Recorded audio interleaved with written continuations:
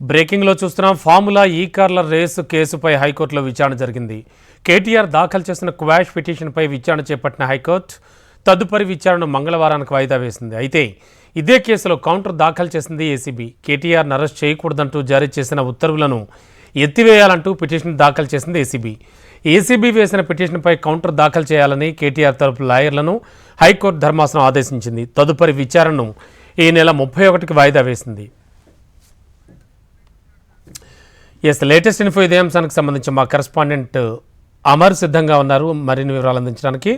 అమర్, ఈ కేటీఆర్ ఈ ఫార్ములా 1 రేస్కి సంబంధించి కౌంటర్ దాఖలు చేయాలంటూ ఏసీబీ వేసిన పిటిషన్పై ఏం జరుగుతోంది?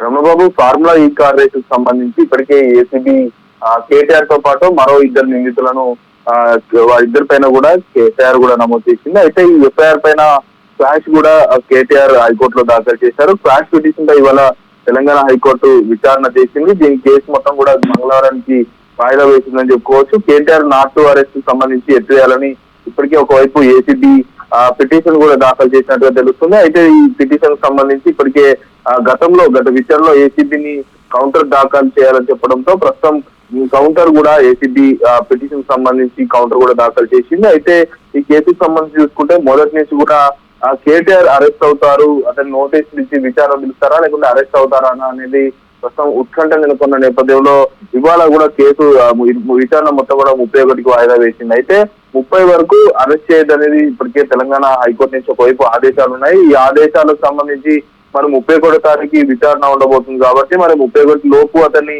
అరెస్ట్ చేయకూడదని కూడా ఇప్పటికే పోలీసులను హైకోర్టు కూడా ఆదేశించిన పరిస్థితులు అయితే ఉన్నాయి. అయితే ఈ కౌంటర్ సంబంధించి కీలకమైన అంశాలు మెన్షన్ చేశారు ఏసీబీ. అయితే ఇప్పటికే దీనికి సంబంధించిన డాటాను కూడా సేకరించింది.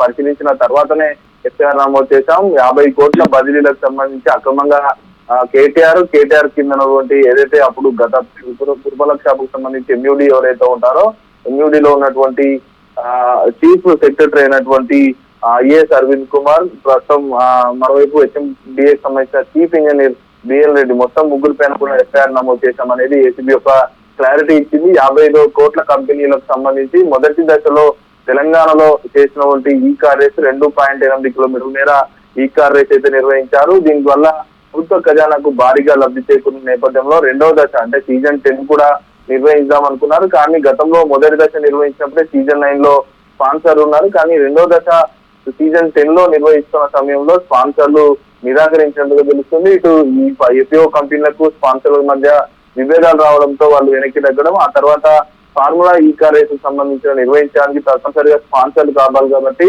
ప్రభుత్వమే స్పాన్సర్షిప్ ఇవ్వడాన్ని పూర్తిగా ఏసీబీ తప్పుపడింది. ఇదే కాకుండా ఎఫ్ఓ కంపెనీలకు సంబంధించి 50 కోట్లు 2 విడతలుగా 22 కోట్లు 22 కోట్ల పైగా జిఎస్టీ పన్నుతో సహా చెల్లించారు. కాబట్టి ఇవి మొత్తం ఆర్బీఐతో పాటు హెచ్ఎండిఏ పరిమితి లేకుండా ఎలాంటి ఇన్స్ట్రక్షన్ ఫాలో కాకుండా 50 కోట్లు అక్రమ బదలాయింపు చేసింది. కాబట్టి ఎఫ్ఓ కంపెనీలో ఉన్నటువంటి వివరాలన్నింటి కూడా ఇప్పటికే పోలీసు ఏసీబీ అధికారులు దీనికి సంబంధించిన డాటాను కూడా వెలికి తీశారు. ఇప్పటికే ఎఫ్ఓ కంపెనీలకు సంబంధించిన వాళ్ళందరికీ కూడా నోటీస్ ఇచ్చి విచారించడానికి సిద్ధమవుతున్న నేపథ్యంలో ఒకవైపు ఈడీ కూడా ఈసీఆర్ నమోదు చేసింది. ఈడీ కూడా విచారించేందుకు ఇప్పటికే దానికి సంబంధించిన శాఖలో ఉన్నటువంటి ఫైల్స్ అన్నింటి కూడా తెప్పించుకున్న నేపథ్యంలో ఒకవైపు ఏసీబీ కేసులో కేటీఆర్ నాట్ టు అరెస్ట్ కింద 31 వరకు అతనికి ఊరట ఉండగా మరి ఈడీ మాత్రం దీనిపైన రేపో మాపు అతనికి నోటీసులు ఇచ్చి విచారించేందుకైతే సిద్ధమవుతున్న నేపథ్యంలో ప్రస్తుతానికైతే ఏసీబీ కేసు పైన తెలంగాణ హైకోర్టులో మాత్రం విచారణ అనేది కొనసాగుతుందని చెప్పుకోవచ్చు. మరి 31 తారీఖు విచారణ వాయిదా వేశారు కాబట్టి 31 తారీఖు ఎలాంటి